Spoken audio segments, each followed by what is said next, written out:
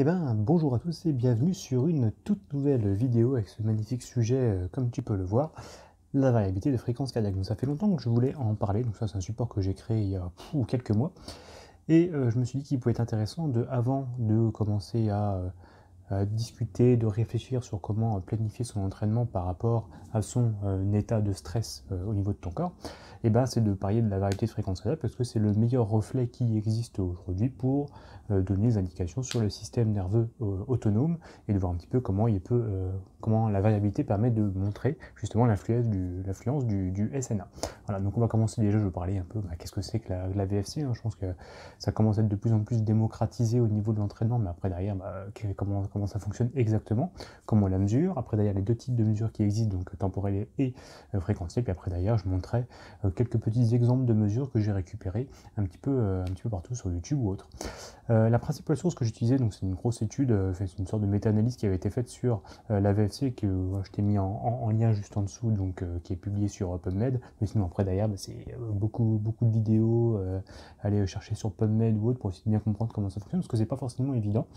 Et après derrière, je ferai quelques petites vidéos qui montrera comment on peut l'utiliser un peu au quotidien, sachant que bon, j'ai un petit peu testé des choses, mais voilà, j'en parlerai un petit peu plus tard. Alors un peu de théorie, ça va être génial, ça va être très technique sur cette vidéo-là, mais c'est pour essayer de bien comprendre comment ça fonctionne, et surtout en fait d'ailleurs, on verra qu'il y a deux systèmes qui sont le plus importants là-dessus. Donc, la VFC en gros, ça va correspondre à l'écart qu'il va y avoir entre deux battements. En fait, ton cœur n'est pas extrêmement régulier, c'est-à-dire si tu as 60 de pulsations, il va pas battre toutes les secondes. En fait, au contraire, il va varier, il va battre un petit peu plus vite, puis après derrière, il va battre un petit peu plus lentement, et après derrière, c'est ce qu'on calcule au niveau de la moyenne pour avoir ta fréquence cardiaque. Donc là tu peux le voir, par exemple là sur l'écart de battement sur cette mesure, il y en a qui est à 1040 millisecondes, l'autre après 988, en fait d'ailleurs ça fluctue comme ça en permanence, on verra qu'est-ce qui influence justement ces différences de battement. Après derrière, on peut la mesurer de manière fréquentielle ou temporelle, donc là tu vois par exemple, je l'ai utilisé de manière temporelle, puis après derrière, via une petite mesure, formule mathématique, on va pouvoir utiliser, extraire les fréquences justement de cette mesure. Ce qu'il faut comprendre, c'est que plus ta VFC elle est haute, plus tu vas être performant, en théorie. Ça veut dire en fait d'ailleurs que ton état, tu es reposé, et que d'ailleurs tu as un plus ou moins un bon équilibre, on va dire, entre tes deux systèmes que tu vas voir, qui sont orthosympathiques et parasympathiques, je vais donner dans le détail. Et en gros, ce qu'il faut savoir, c'est que le système orthosympathique, ça va influencer et ça va donner du stress. Donc le stress, ça va diminuer ta variabilité de fréquence cardiaque, et voilà, un petit peu, je t'ai donné une liste de tout ce qu'il va y avoir et qui vont influencer le stress. Donc tu vas avoir le stress classique, dans le sens plutôt l'anxiété, c'est-à-dire que tu es inquiet, ce genre de choses, généralement ça va influencer ta VFC. L'entraînement, forcément, va te la faire baisser, sachant que c'est plutôt les entraînements assez intenses qui vont te la faire baisser. Tu as d'autres entraînements qui vont plutôt te la faire augmenter, donc ça, on y reviendra. Le manque de sommeil, la mauvaise alimentation, généralement ça a plutôt une incidence assez mauvaise, et surtout l'alcool. Ça, je te donnerai des exemples sur une autre vidéo, c'est assez impressionnant. Après l'hygiène de vie, bref, il y a tout un tas de choses qui va faire que justement ta VFC va avoir tendance à être beaucoup plus basse que d'habitude. Et à l'inverse, le repos, ça va augmenter la VFC, donc là le repos qui est plutôt influencé par la branche parasympathique de ton système nerveux autonome, donc là le sommeil justement, bien dormir ça te permet de récupérer. La méditation, donc apparemment c'est plutôt quelque chose qui va pouvoir t'aider à retrouver un peu, un état plutôt parasympathique élevé, donc méditation, les exercices respiratoires, donc là la cohérence cardiaque, ce genre de choses, respiration lente surtout, les pensées positives, l'aérobie à très basse et basse intensité, donc là attention, parce qu'il ne faut pas non plus en faire pendant des heures et des heures et des heures, mais généralement quand tu fais ne serait-ce qu'une heure de marche, ça va stimuler pas mal ton système parasympathique, voire même plutôt de l'aérobie très très basse, donc ce qu'on appelle de la zone 1 si on prend une planification d'entraînement à 5 zones. Et derrière, tu as d'autres choses aussi qui existent comme le froid, plutôt tendance à te faire baisser aussi, augmenter ta VFC, tu as pas mal de petites choses. Ce qu'il faut se dire, voilà, ça c'est le truc qu'on donne souvent un exemple par rapport à une respiration, c'est que en fait ta VFC, ce qui est important à avoir, en fait, c'est avoir une amplitude assez élevée, éviter que ça fasse des petits aiguilles comme ça. Bon, là, on va dire, entre guillemets, que avoir une stimulation, vers ta fréquence cardiaque monte et descend, et derrière, bon, ça, c'est pas extrêmement grave en soi, au contraire, c'est mieux d'avoir une panel de fréquences cardiaques différentes au niveau de ta journée, ce qu'on appellera le SDNF, on verra. Mais derrière, ce qu'il faut comprendre, c'est surtout l'amplitude qui est importante. Donc là, on voit que l'amplitude est très très faible pour quelqu'un de stressé. En fait, ton pouls, il bat extrêmement régulièrement quand tu es stressé, alors que quand tu es plutôt détendu, généralement, ton pouls, il bat pas forcément très régulièrement, et avec une très très grosse amplitude. Donc ça, c'est plutôt intéressant. Donc là, c'est plutôt un autre exemple de ce qu'il peut y avoir. Donc là, c'est un cœur qui bat très très vite. Et on voit qu'en fait, plus tu es stressé, plus l'écart entre les battements, ils vont être vraiment très très faibles. Donc du coup, c'est pour ça que tu as une dominante une dominante sympathique qui est vraiment très très élevée. Donc ça, c'est le genre d'autres mesures qu'on peut avoir. Donc là, c'est ce qui est très utilisé dans le domaine médical ou même sur le domaine sportif, tu le reverras souvent, c'est le logiciel qui s'appelle Cubios et qui te permet d'avoir, via des mesures au niveau, même une certitude cardio extrêmement simple, tu peux récupérer ce genre de choses. Ça te permet d'avoir les mesures temporelles, je t'ai dit, et les mesures fréquentielles. Donc on va voir en détail qu'est-ce que c'est exactement, mais en fait derrière, ça te permet d'avoir les petits indicateurs qui sont extrêmement intéressants. Et derrière, par rapport, donc là c'est une mesure qui a été faite sur 26 minutes apparemment, tu essaies d'isoler celle qui va être la plus fiable, on va dire, parce que bon ça c'est extrêmement compliqué, c'est avoir une mesure qui est fiable, c'est pour ça que je suis pas hyper fan moi de la VFC, parce que c'est super compliqué d'avoir toujours des mesures fiables, mais dans tous les cas, voilà, ça te permet de récupérer ces petites mesures intéressantes, donc ta fréquence cardiaque de repos, ça c'est plutôt intéressant, mais après derrière, voilà, c'est ton RMSSD, le PNN50 qui est plutôt intéressant aussi, enfin bref, c'est tout ce genre de choses que tu vas avoir récupéré pour voir un peu ton évolution au quotidien, sachant que toutes ces mesures-là, par exemple, là c'est un exemple de quelqu'un qui a fait une mesure, elle va être liée à sa personne, et donc du coup, il ne faut jamais se comparer aux autres, sachant que même s'il va y avoir des grandes familles, des grands ordres de grandeur, la mesure est toujours individuelle par rapport à la personne. Donc là, on va parler du système nerveux autonome. Je t'en ai un petit peu parlé, il y a deux branches, donc le parasympathique et le sympathique. Donc du coup, ce qu'il faut savoir, c'est que le système nerveux autonome, en gros, il va commander toutes les opérations qui ne sont pas demandées par la personne, c'est absolument pas volontaire. Donc du coup, imagine que ton cœur, c'est pas toi qui le commande, hein. Lui, il bat tout seul, voilà, c'est pas toi qui le demande. Généralement, ta respiration, même si c'est toi qui la commande, généralement, tu as beaucoup un phénomène un petit peu inconscient. Enfin bref, tu as tout un tas d'organes qui sont complètement autonomes seuls, et puis en fait, derrière, c'est le système nerveux qui va les commander, puis en fait, peu importe ta volonté, bah, ça fonctionnera quand même.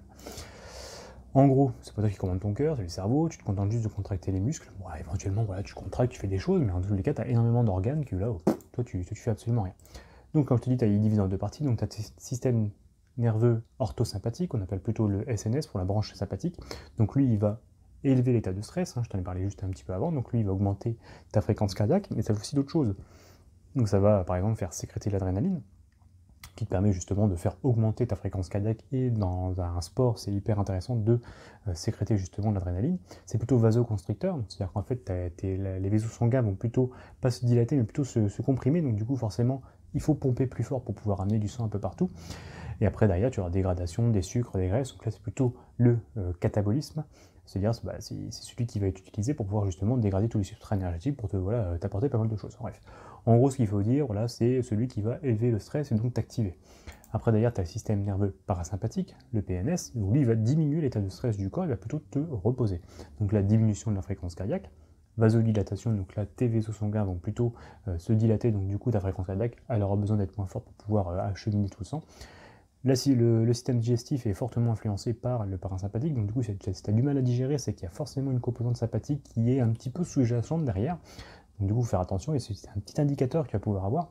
Dans tous les cas, plus ton système parasympathique est élevé, plus tu digères efficacement.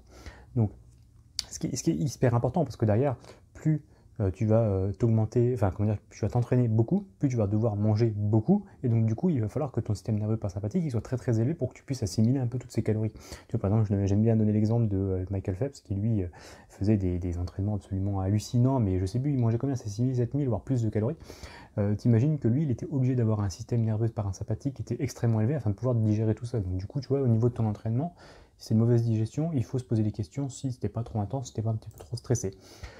Donc en gros, pour vulgariser, tu as une partie qui va mobiliser l'énergie, l'activité, le stress, et l'autre pour l'économiser. Repos, se reconstruire, se reposer, voilà, c'est hyper important. C'est pour ça que généralement, dans les fréquences d'entraînement, il faut toujours que tu aies des plages, surtout on fait du 3 semaines, une semaine par exemple, on met toujours une semaine de repos, c'est pour que tu puisses vraiment te reconstruire, même si tu peux essayer de t'intéresser à ça tout le temps au quotidien. Donc voilà, il faut bien que tu aies les deux choses. Donc la VSC, c'est l'indicateur pour donner l'état du SNS, sachant que selon qu'on est fatigué ou dans un état de fatigue, on est, ou qu'on va être en forme.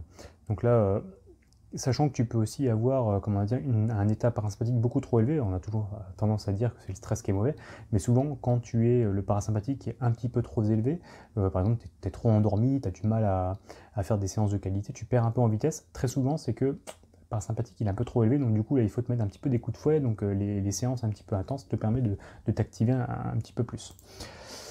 Donc mesurer la VFC, ça permet de savoir si on peut réaliser une grosse séance. Très souvent, plus ta VFC est haute, plus tu vas pouvoir faire des séances de qualité, de haute intensité aussi de qualité. Et comment on réagit après d'ailleurs selon ton type de séance, savoir est-ce qu'on avait dormi. Donc voilà, la mesure au quotidien, ça va vraiment permettre de savoir un petit peu où est-ce que tu en es au niveau de ta forme. Et puis si tu as fait une très très grosse séance, comment tu l'encaisses ou pas. La VOC, elle va être très variable donc, en fonction de l'état profond de fatigue. Donc ça, c'est extrêmement important aussi à comprendre, c'est que par exemple, on va dire au quotidien, selon la saison, par exemple l'hiver, donc là tu vas voir que ta VFC en fait derrière par rapport aux entraînements ou autres, elle va pas être énormément influencée, tu vas récupérer très vite ta VFC.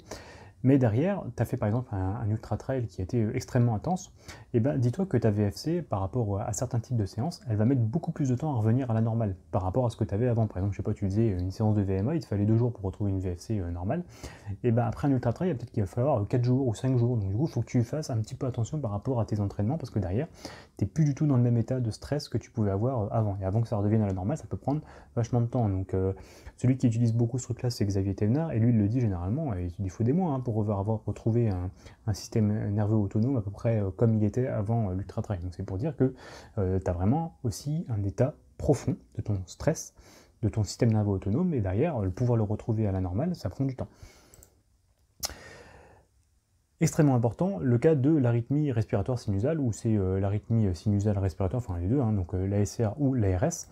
Donc ça c'est extrêmement important, et là tu vérifies, donc c'est que la fréquence cardiaque, elle est influencée par rapport à ta respiration. Tu le verras, généralement, quand tu inspires, ça va plus vite, quand tu expires, ça va diminuer. Donc ça, c'est via le nerf vagal qui régule la branche parasympathique. Bah, c'est grâce à ça que tu vas pouvoir, justement, augmenter ou diminuer ta fréquence cardiaque. Donc, à l'inspiration, ton rythme cardiaque il va s'accélérer, à l'expiration, il va ralentir. Une respiration lente et ample peut être interprétée comme synonyme de repos et l'activité du parasympathique. C'est pour ça que je disais avant l'exercice de cohérence cardiaque, ce qui est énormément popularisé en ce moment avec les 5 secondes pour pouvoir, respirer.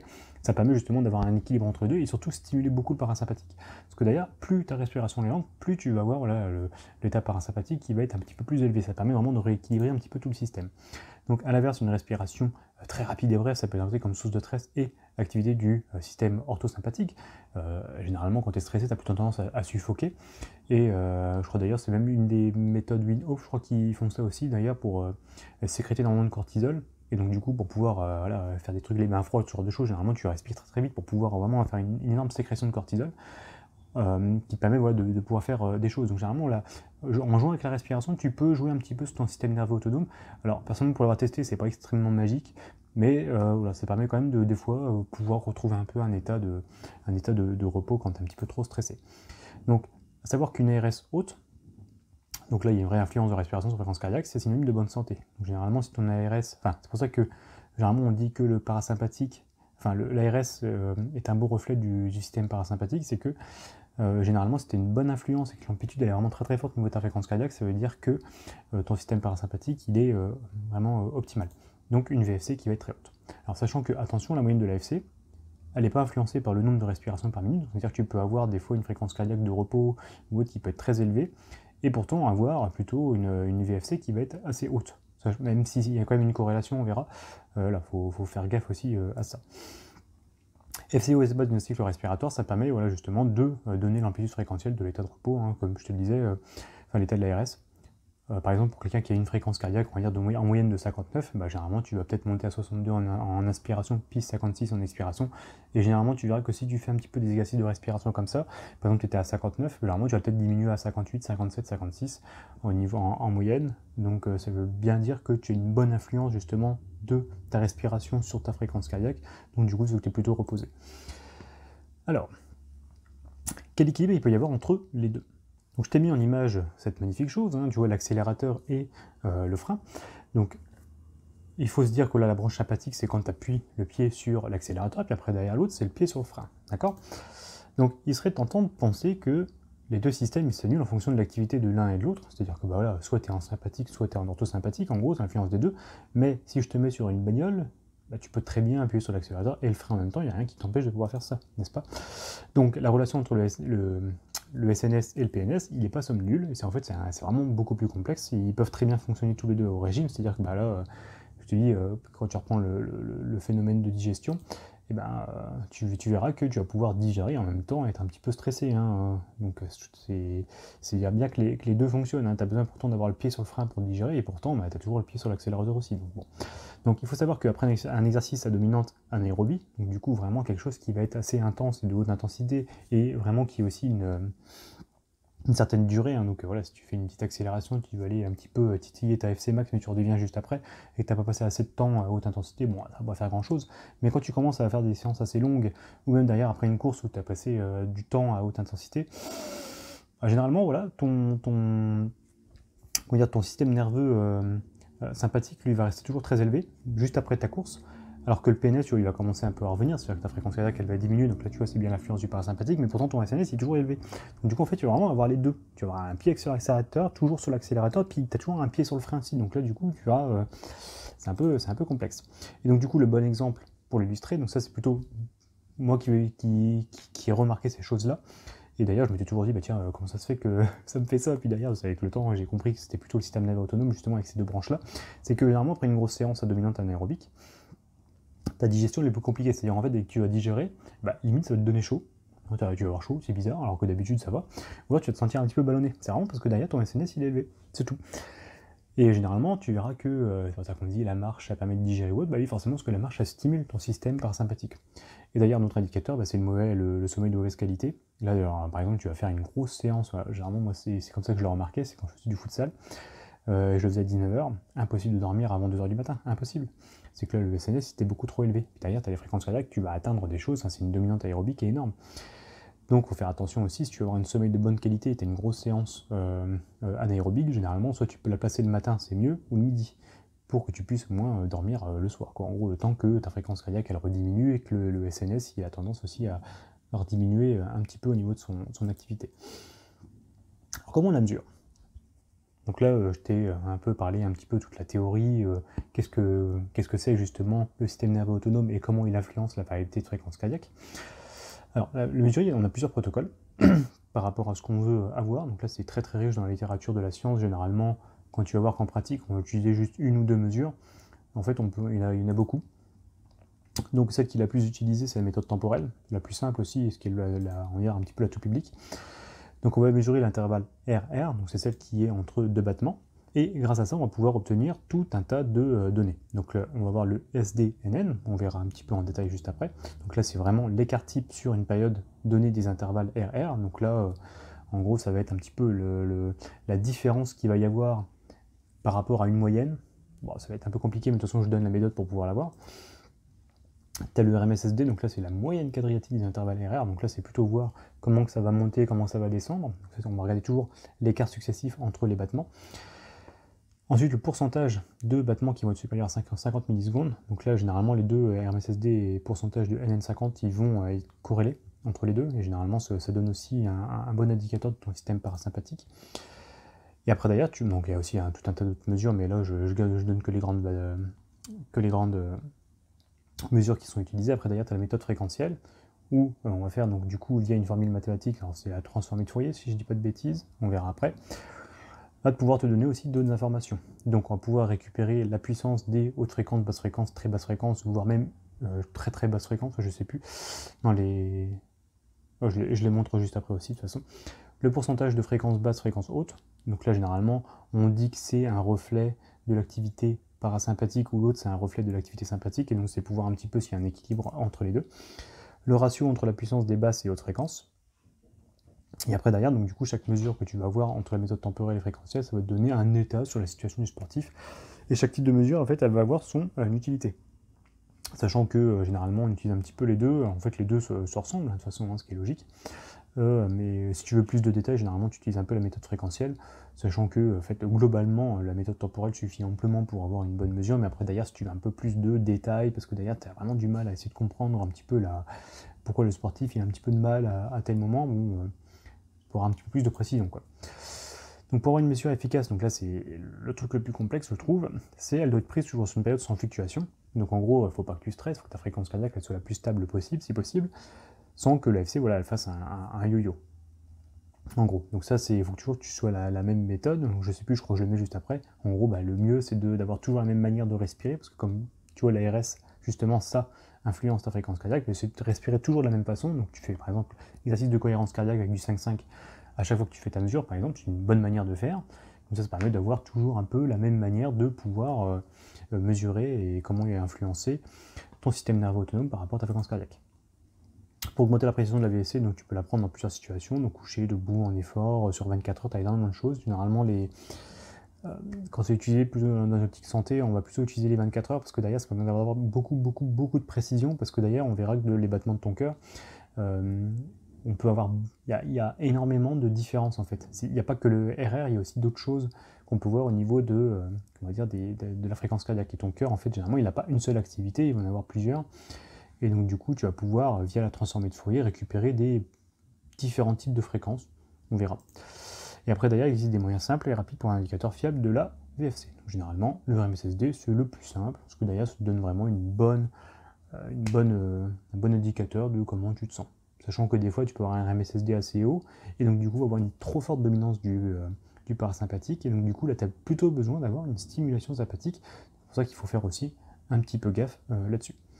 Et généralement, une fréquence cardiaque de repos trop basse, des fois, c'est aussi l'indicateur qu'il y a un truc qui ne va pas. Alors, la première, c'est le SDNM. Donc là, déviation standard des battements cardiaques, pour faire vraiment très très simple. Donc le SDN, lui, ça va être la mesure de base qui est utilisée dans énormément de protocoles, parce qu'en fait, il va être corrélé vraiment avec la santé de la personne, et ça va donner vraiment l'état global du SNA. Alors, pour moi, la mesure la plus pertinente, c'est quand tu le fais sur une journée entière, parce que sur 5 minutes, généralement, tu vas pas avoir ça va te donner beaucoup de choses, parce qu'en fait, derrière le SDNN, on verra que ça va être beaucoup lié, en fait, elle va être très très forte en fonction de la plage de fréquence cardiaque que tu vas avoir. Pas forcément l'intervalle entre les deux battements, mais c'est la plage de fréquence cardiaque différente. Donc tu peux avoir un SDNN très élevé et un MSSD très très bas, par exemple. Ça peut le faire. Mais généralement, ça te permet de voir un petit peu, est-ce que ta fréquence cardiaque, elle monte très haute ou très basse, et c'est pour ça que c'est très utilisé là-dessus. Donc le NN, ça veut dire qu'on va retirer tous les bruits. Donc on marque NN parce que c'est normal, tout normal. Et derrière, ça permet d'éviter de retirer un petit peu les extrasystoles, ce genre de choses qui sont un petit peu du bruit et qui sont plus le reflet d'autres petites choses, mais qui sont un peu des anomalies. Donc du coup, on les retire parce que ça, on s'en fiche un petit peu dans la VFC. Donc pour mesurer le SDN, on va calculer l'écart type des intervalles NN sur une période donnée. Donc très souvent, on va donner 5 minutes, mais derrière, c'est plus 24 heures qui sont utilisées dans les protocoles santé. Pour un sportif, généralement, c'est 5 minutes. Sachant qu'il faut toujours rester à situation équivalente à chaque fois que tu vas faire tes mesures, ce que j'ai dit un petit peu juste avant. Comme on calcule l'écart type, donc en gros, c'est l'écart par rapport à la moyenne, c'est pour ça que généralement on va calculer toutes les différences, enfin tous les intervalles NN par rapport à une plage donnée, et après derrière on va vérifier si par rapport à la moyenne que tu vas avoir, par exemple, je sais pas moi, sur un intervalle donné, je donne des petits exemples après, ça va être, je sais pas moi, 65, c'est un peu ta moyenne, et derrière, ça va, ce qu'on va regarder vraiment, c'est l'écart type que tu vas avoir par rapport à cette fréquence cardiaque là. Et donc du coup, plus tu as de la variabilité dans ta fréquence cardiaque à court terme, mieux c'est, meilleur est l'indice. En gros, c'est un très bon reflet, c'est-à-dire que ton rationnel est plutôt bon. On va toujours regarder pareil l'amplitude. À l'inverse, si tu as vraiment un SDNN très faible, parce que ta fréquence cardiaque n'a pas d'amplitude, ta variation, et là, généralement, c'est qu'il y a un truc qui ne va pas. On peut également calculer donc, le PNN 50. Donc là, c'est le pourcentage d'intervalle NN qui va être supérieur à 50. Donc ça, généralement, c'est très corrélé au système parasympathique. Sachant que c'est peu utilisé, mais généralement, comme c'est corrélé, généralement, tu as un petit peu les deux. On utilise plutôt le RMSSD qui est plutôt sympa et qui permet vraiment d'avoir une mesure qui va être bien personnalisée par rapport à la personne. Parce que des fois, tu peux avoir des personnes qui ont un RMSSD relativement faible, tu vois, qui oscillent entre 20 et 60 par exemple. Sachant que le mien, quand je calculais, ça oscille plutôt entre 50 et 100. Tu vois, il y a une différence. Donc du coup, le 50, il va pas avoir de valeur par rapport à certaines personnes. Après, d'ailleurs, les chercheurs ils estiment en moyenne qu'il faut un SDN supérieur à 100 millisecondes pour être en bonne santé, sachant que c'est des mesures plutôt sur 24 heures. Et ça devient très préoccupant si ton SDN, tu vois, par exemple, sur une mesure de 24 heures, il est inférieur à 50. Donc là, c'est qu'il y a vraiment un truc qui ne va pas. Donc c'est pour ça qu'il ne faut pas s'inquiéter aussi sur C'est quand tu fais une mesure sur 5 minutes, s'il est inférieur à 100 millisecondes, hein, ça arrive assez souvent d'ailleurs. Alors, comment on calcule? Alors, tu vois, ça va être dégueulasse, je vais reprendre la petite mesure qu'il y avait avant, donc là, c'est un cœur qui bat extrêmement vite, parce que 331 millisecondes, généralement, tu vois, pour récupérer la fréquence cardiaque sur une minute, bah, tu vois que tu oscilles à peu près à 180 battements par minute, donc là, j'ai un effort assez intense. Donc, en toute logique, c'est que la branche sympathique est très élevée, donc, en toute logique aussi, ta VFC doit être très très basse. Alors, ce qu'on fait, c'est qu'on va prendre l'écart entre le plus petit intervalle RR, entre les deux, et le plus grand. Donc là, on voit par exemple que le plus petit, bah là, c'était 321, et le plus grand, c'est 348. Donc là, on voit que c'est 27 millisecondes. On va faire la moyenne de tout le bordel, et après, derrière, on va prendre toutes les valeurs mesurées, et on fait la valeur par rapport à la moyenne. Si je dis qu'en fait, la différence entre les deux, c'est que tu vois, ton SDN ne pourra pas être supérieur à 27. C'est impossible. Donc, on prend toutes les valeurs mesurées et on fait valeur moins moyenne. Donc, exemple pour la première mesure, donc 331 moins 333, 375, que ça c'est la valeur de la moyenne. Donc là, tu trouves un moins 375. On fait des calculs balais, hein, des calculs un petit peu bâtards. D'ailleurs, je crois que de mémoire, on va un petit peu additionner tout, on fait la moyenne, on met tout au carré, enfin bref. Et après, derrière, ça permet d'avoir la moyenne de cette valeur. Donc en gros, tu récupères tout, ton moins 237, alors je crois que je faisais le calcul juste après, voilà. Et tu vas avoir un petit peu tout, donc moins 237, le premier, tu l'élèves au carré, bah, ça fait 564. Tu fais pareil pour celui-là, 181, 153, enfin bref, tu as tout un tas de, de valeurs que tu vas obtenir. Et après, d'ailleurs, tu fais la racine carrée de toute la moyenne de cette chose-là et tu trouves 758. Donc là, forcément, la stimulation sympathique, elle est brutale, elle est énorme parce que tu as un pouls à 180. Donc ton SDN, il est ridicule, 758. Hein, sachant que tu avais dit juste avant, c'était fallait que tu es supérieur à 100 pour que tu te sentes bien. Bon. Ce qui est logique, mais après derrière ton SDN il va remonter, parce que derrière à mon avis c'est juste une plage de 1 minute ou 2 minutes qu'ils ont pris pour à 180 BPM quoi. Donc tu vois que ton SDN il va être relativement élevé, par exemple si tu as des valeurs comme ça, tu vois 153, 14, c'est parce que derrière l'écart à la moyenne il est énorme. Ce qu'on a déjà vu, hein, c'est la moyenne qu'on prend. Et donc du coup bah forcément quand tu as 321, c'est celui qui a l'écart le plus grand. Non, c'est lui 348, parce que d'ailleurs tu vas avoir un écart, là 348 moins 333, bah, c'est celui qui est le plus grand. Donc forcément, plus tu vas avoir d'écart par rapport à ta moyenne, donc du coup des battements qui vont être très élevés par rapport à cette moyenne que tu vas avoir, bah plus ton SDN il va être très fort. Donc c'est bien corrélé par rapport à l'amplitude que tu vas avoir à ta fréquence cardiaque. Plus tu es proche de la moyenne, plus ton SDN il n'est pas bon, plus la branche sympathique elle est énorme, et donc du coup il y a un truc qui va pas. Hop, un autre exemple, je donne celui-là, je vais aller un petit peu plus vite. Toc, donc là j'ai pris un pouls qui était quand même vachement plus bas. Donc là, 845, 745 ou donc là on est supérieur à 60 battements par minute. Donc on voit quand même que bon, il y a là c'était une marche, quelque chose comme ça. Donc on voit que la moyenne là c'est 783,5 millisecondes. Donc là on fait tous les calculs et là on trouve plutôt un calcul de 46,71 millisecondes. Bon là on a bien que 4 mesures, hein, c'est pas énorme, mais bon, c'est pour dire que voilà, tu vois, quand tu es à une fréquence cardiaque un petit peu plus basse, ton SDN il monte. Tu vois, donc 40-71, sachant que là on est quand même sur des fréquences cardiaques qui sont toujours assez élevées. Alors voilà, j'espère que tu as bien compris comment ça fonctionne le SDNN, parce qu'on va passer maintenant à un truc beaucoup plus, beaucoup plus compliqué. Enfin, c'est pas forcément plus compliqué, mais il est plus amusant à calculer celui-là. La moyenne quadriatique des différences successives. Donc la base 2, lui, il est beaucoup plus sympa à faire, parce qu'en fait, d'ailleurs, tu vas mettre au carré chaque différence entre chaque intervalle. Donc si on reprend celui-là, par exemple, donc tu fais 845 moins 745, hop, tu récupères ton intervalle entre battements, donc c'est 100 millisecondes. Donc tu mets au carré, après tu continues, tu fais 745 moins 812, pof, tu mets au carré, puis après d'ailleurs le but c'est de faire la moyenne de toutes les valeurs que tu vas obtenir. Et en fait ce qui va être intéressant justement là-dessus, donc au lieu de faire une écart par rapport à la moyenne, on va juste voir un peu les écarts successifs que tu peux avoir entre tes différents battements. Donc du coup forcément, plus c'est élevé, plus en fait d'écart, tu vas avoir des écarts entre les battements, donc du coup ton amplitude elle est fortement plus haute. Pareil, plus ta fréquence cardiaque remonte vite, descend vite, pareil, c'est plutôt indicateur d'un très très bon état parasympathique et sympathique.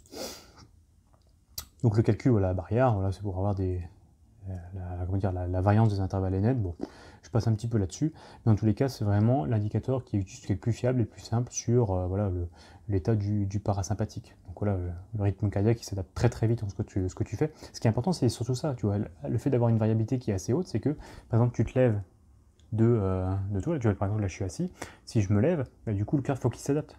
Pareil, si tu te couches, si tu te lèves, tu as un peu la tête qui tourne, bah, c'est parce qu'en fait, derrière, quand tu es, bien couché, bah, du coup, c'est plus facile pour ton cœur, tu vois, d'amener du sang un petit peu partout, parce que, bah, tu vois, l'influence de la gravité, elle est très faible. Par contre, quand tu vas te mettre debout, là, par contre, l'influence de la gravité est très forte, parce que ton sang, en fait, il descend. Donc là, du coup, c'est vraiment très différent. Donc forcément, il va devoir battre beaucoup plus fort pour pouvoir amener du sang. Et si ton système nerveux autonome, il n'est pas bon, parce que derrière, il y a une dominante sympathique ou autre, je sais pas, il a du mal à s'adapter. Alors que là, du coup, en fait, il va s'adapter très très vite par rapport au fait que tu vas te mettre debout.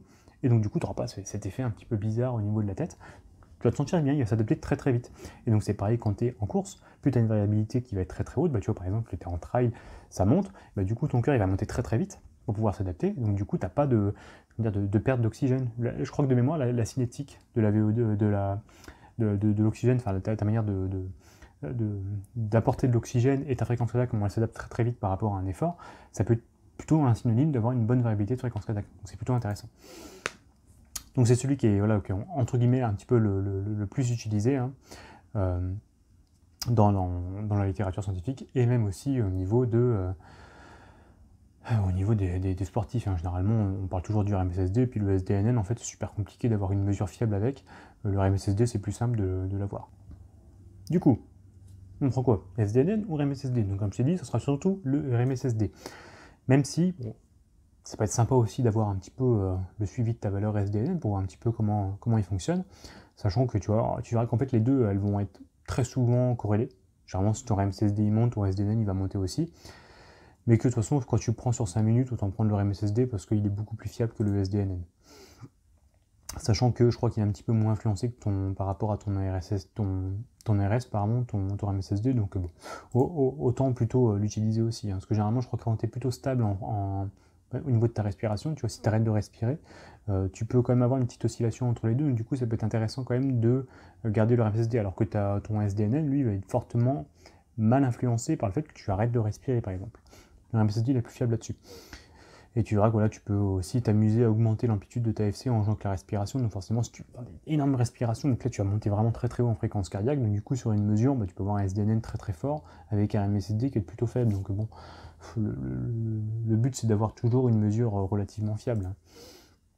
Et donc du coup, il va être un petit peu moins influencé par la respiration du RSSD, même s'il est aussi influencé, il faut le savoir. C'est pour ça que c'est bien d'avoir toujours la même manière de le faire. Pour ça, utiliser la méthode du 5 secondes d'aspiration, 5 secondes d'expiration. Tous les matins, tu fais toujours la même chose. Bon, c'est mieux de le faire. Je ne sais pas si je parle du protocole, mais c'est important d'aller aux toilettes. Parce que aussi, quand tu as la vessie pleine, ça influence énormément le système nerveux autonome sympathique. Donc du coup, tu es un peu dans un état de stress. Et c'est aussi un bon indicateur de savoir un petit peu comment tu es au niveau de ton système nerveux autonome. Généralement, si tu as la vessie pleine et que tu sens ton cœur, il bat super vite.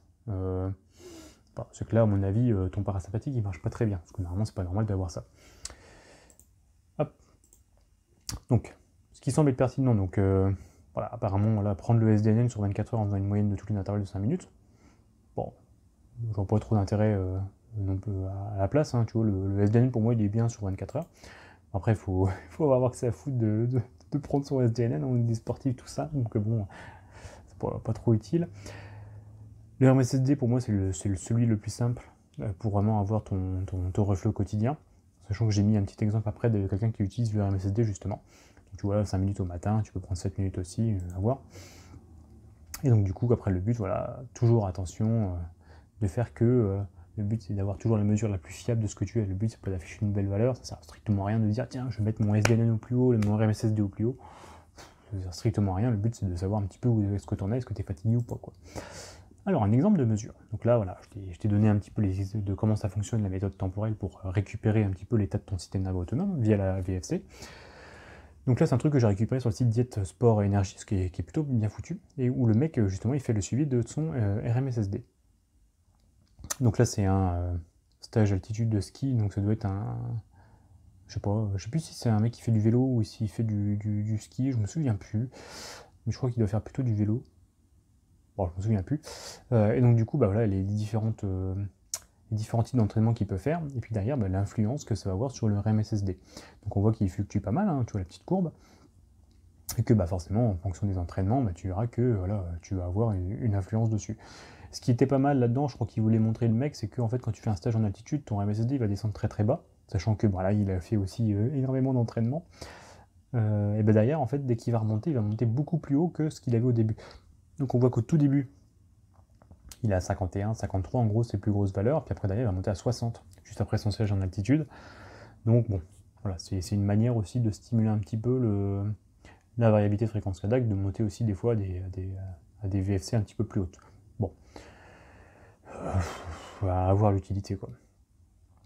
Donc ce qui est important là-dedans, c'est que voir que lui, il va considérer que son RMSSD il a une valeur plutôt haute, au-dessus de 50, et que derrière, dès qu'il va descendre en dessous de 30, là il est plutôt dans un état qui va être fatigué.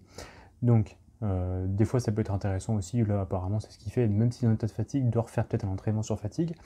Dans tous les cas, le but c'est de pouvoir récupérer aussi une VFC relativement haute, toutes les semaines pratiquement. Hein. Donc là on voit qu'il y a quand même un moment où il va rester assez longtemps avec une VFC assez basse. Il faut faire gaffe à ça parce qu'après derrière tu vas vraiment rentrer dans un état de fatigue assez haut. Donc c'est important de, voilà, toujours au niveau de l'entraînement de planifier, de pouvoir remonter assez haut. Donc on voit que à la première semaine, bon là il s'est quand même plutôt bien reposé, hein, sachant qu'il ne s'est pas entraîné beaucoup, il s'est entraîné 2 ou 3 fois. Et qu'après d'ailleurs on peut remarquer aussi, j'avais remarqué ça, c'est que donc on voit à chaque fois qu'il y a un jour de repos, bah, sa VFC elle a plutôt tendance à monter. Et tu as quelques entraînements qui vont plutôt à dominance aérobique, bah, tu vas voir que ça monte aussi. Ah bah, il était là. Donc on voit que quand il fait de l'I1 et un petit peu I2, tu vois par exemple le jour 19, et bah, le lendemain son RMSSD va monter. Et ça c'est important de savoir, c'est que justement la récupération active est hyper importante. Donc le mieux c'est de ne pas faire d'I2, c'est de faire que de l'I1, voire même 2 en dessous d'I1, hein, ça peut arriver aussi, pour stimuler la VFC. Donc là on voit, bon, je crois que c'est pas un athlète qui s'entraîne beaucoup en plus, il y a 34 heures d'entraînement, bon c'est relativement bas par rapport à ce qu'on peut voir chez d'autres personnes, mais bon voilà. Tout ça pour dire quelqu'un qui s'entraîne à peu près 10 heures par semaine, bon voilà, tu vois quand même que ça fluctue quand même pas mal, et je pense que c'est sûrement comme ça qu'il faut s'entraîner. J'ai mis un autre exemple après derrière, si je dis pas de bêtises. Voilà, la conférence HRV de l'INSEP. Donc là, c'est une vidéo d'un mec qui montre le suivi d'un athlète. Donc je crois que c'est un recordman, un champion olympique ou un champion du monde, je sais plus, de natation de haute endurance, enfin de longue endurance. Donc je sais plus, c'est des natations, je crois que c'est plus de 4 heures d'effort. Et donc du coup, lui, ils ont donné aussi un petit peu d'exemples. Donc là, ils ont fait voilà, les mesures. Généralement, lui, la mesure qu'il faisait, c'est qu'il se mettait assis, couché, puis après derrière debout pour voir un petit peu comment fonctionnait le système parasympathique et plutôt sympathique. Généralement, quand tu te mets debout, c'est pour voir un peu comment tu t'adaptes. On voit qu'il monte plutôt bien. Et derrière, ça permettait d'avoir les valeurs. Donc là, il fait sa mesure. Ensuite, derrière, via le logiciel Cubios, qu'on peut voir ici, l'extrait, hein, que je t'ai montré un petit peu avant aussi, ça permet de récupérer justement les valeurs de temps. On verra après les valeurs de fréquence, mais en tout cas, les valeurs de temps. Où là, il a la fréquence cardiaque de repos, donc qui va être 53. Et après, derrière, donc on voit que en fait, sa fréquence cardiaque, tu vois, elle oscille entre 47 et 60. Hein. Elle n'est pas toujours à 53. On voit, hein, elle fluctue tout le temps en permanence. Et derrière, son RMSSD, il a 37. Et donc, du coup, ça va être ce truc-là qui vont suivre. Tu vois que le SDNN, bon, il a 60, mais c'est pas... C'est compliqué de suivre ce truc-là, mais en gros, eux, ils vont surtout regarder là, le RMSSD et surtout aussi la fréquence cardiaque. On verra que c'est corrélé entre les deux. Généralement, ton RMSSD, plus il est haut, plus ta fréquence cardiaque de repos, elle va être basse. Et ça, c'est important de suivre aussi cette chose-là. Et donc, du coup, ils ont fait un suivi sur une semaine d'entraînement pour une préparation à un championnat du monde à l'Abu Dhabi, apparemment. Et donc là, on voit justement la corrélation entre les deux, avec la fréquence cardiaque de repos et le RMSSD, et on voit que, en fonction des entraînements, là, il s'est bien reposé. Donc quel type d'entraînement il a fait? Surtout à dominance aérobique, je pense, et des petits entraînements de haute intensité, mais assez légers. Et après derrière, dès qu'il fait un gros entraînement, paf, le RMSSD va tomber. Et après derrière, ça remonte. Et je crois que de mémoire, eux, généralement, ils font toujours 2 entraînements d'affilée, et c'est vrai que tu vois quand même que tu as une influence qui est assez haute, hein. Tu vois, ça met du temps à revenir, hein, mine de rien.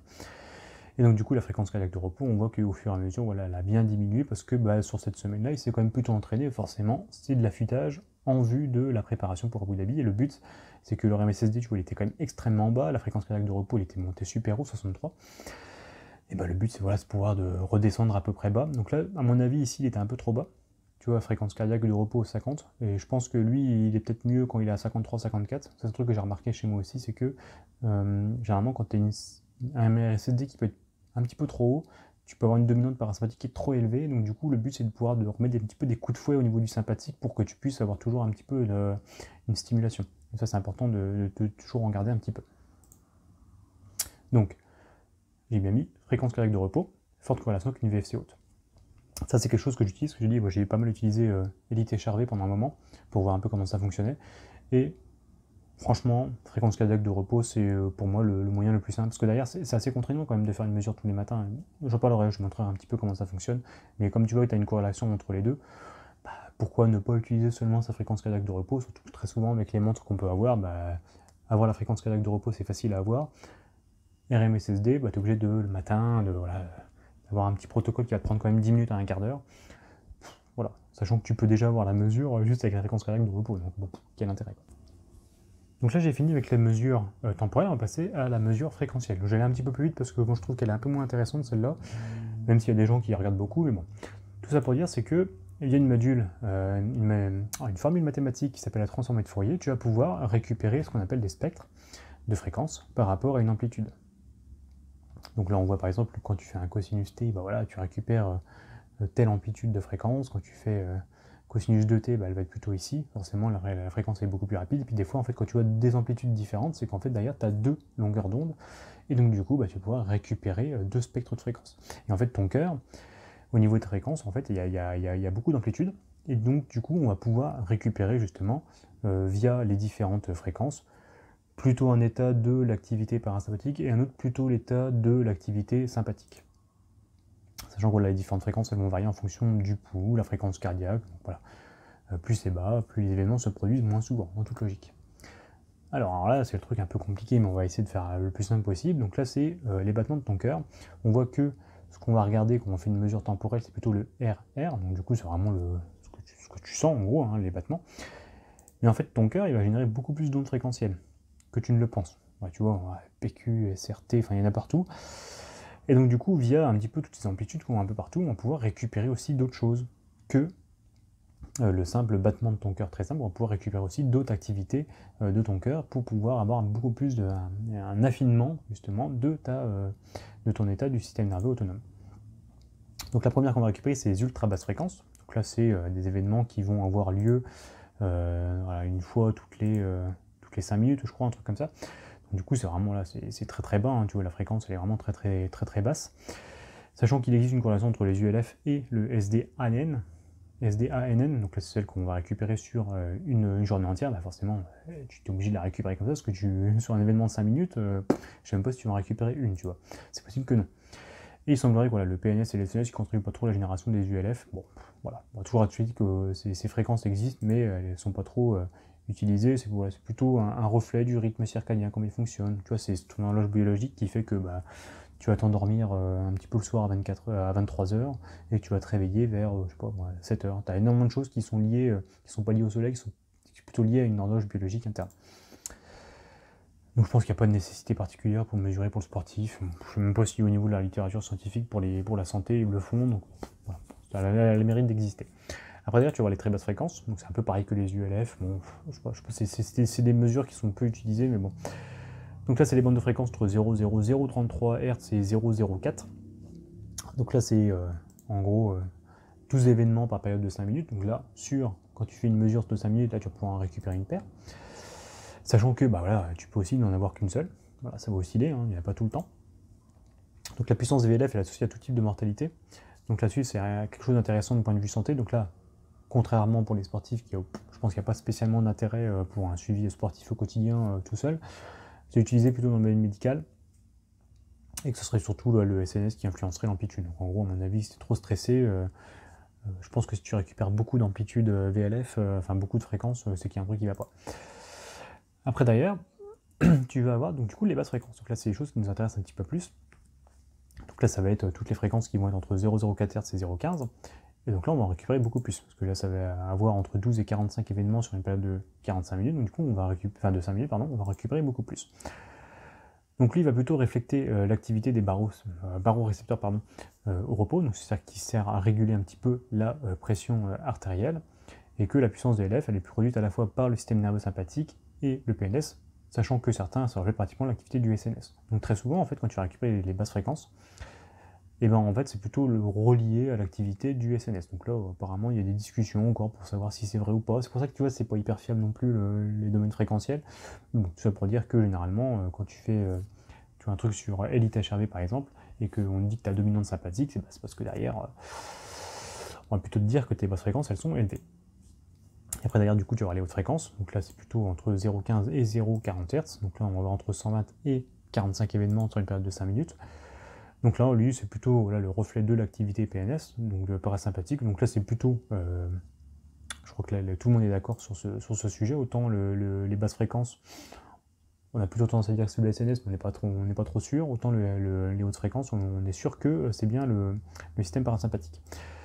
Alors la puissance des hautes fréquences, elle est fortement corrélée avec le pourcentage du NN50 ainsi que le RMSSD. Donc c'est pour ça que c'est intéressant. C'est pour ça que pour moi c'est la chose la plus intéressante à voir, mais en tous les cas, plus tu as de la puissance dans tes hautes fréquences, voilà, plus ton système parasympathique il est plutôt stable.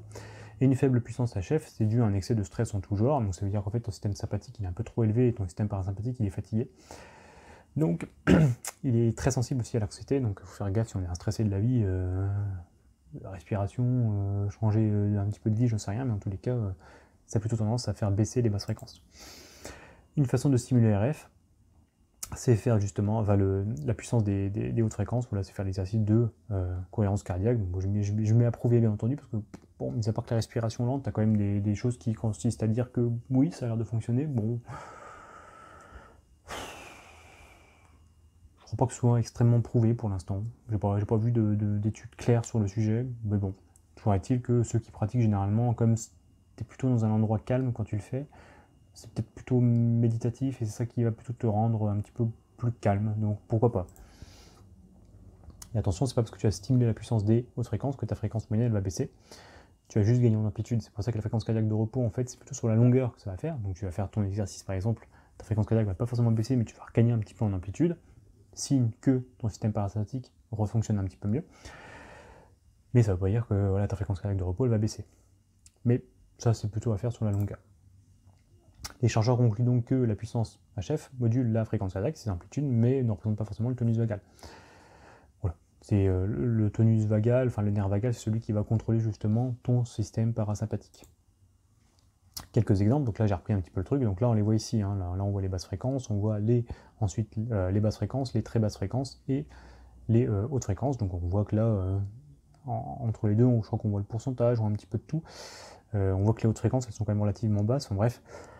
Il est reposé, mais pas tant que ça. Donc, c'est pour ça que le RMSSD il est relativement bas. Hein. Je ne sais plus à combien il était monté quand on voyait un petit peu. Hop, il était là, il est monté jusqu'à 52. Donc, bon. C'est pour dire que là, ça allait pas super. Parce qu'il était qu'à 37 et on voit que les basses fréquences, en fait, elles montent plus haut, des fois c'est à 1000. Et là, il donne aussi des exemples. Donc là, il a fait le suivi. Alors, c'est un autre stage, c'était pas pour Abu Dhabi, pardon. Et on voit que, justement, les différents types d'entraînement qu'il peut avoir, comment le système parasympathique il est influencé. Donc on voit que, par exemple, là, ici, il s'est fait un putain d'entraînement. Je crois qu'il en a fait 2, d'ailleurs, là-dessus. On voit qu'il met une semaine, tu vois, à récupérer. Donc, on a l'impression qu'il fait plutôt un gros entraînement en plein milieu de la semaine, donc de très haute intensité, puis après, derrière, il fait énormément de volume pour pouvoir récupérer. C'est peut-être leur manière de s'entraîner, je sais pas trop, mais je vous dis, hein, allez regarder la vidéo, elle est extrêmement intéressante. Et derrière, pareil, il met aussi une autre suivi. Donc là, on voit que la fréquence cardiaque de repos ainsi que les basses et les hautes fréquences. Donc là, j'ai mis, il faut faire gaffe parce que dans son tableau, il s'est trompé entre les deux. Alors c'est extrêmement important aussi, pareil, quand vous lisez des études sur PubMed ou quand vous voyez des vidéos comme ça arrive des fois qu'ils se trompent un petit peu. Hein. Et des fois, ils font des petites erreurs comme ça et c'est extrêmement perturbant. Mais bon, tout ça pour dire qu'on voit que les basses fréquences, en fait, elles diminuent vachement. Tu vois, quelques jours après, donc on voit que ici, donc voilà, c'était un petit peu son état stable juste avant le championnat. Donc là, du coup, il est reposé. Il fait son 10 km de natation, donc c'est une épreuve plutôt intense.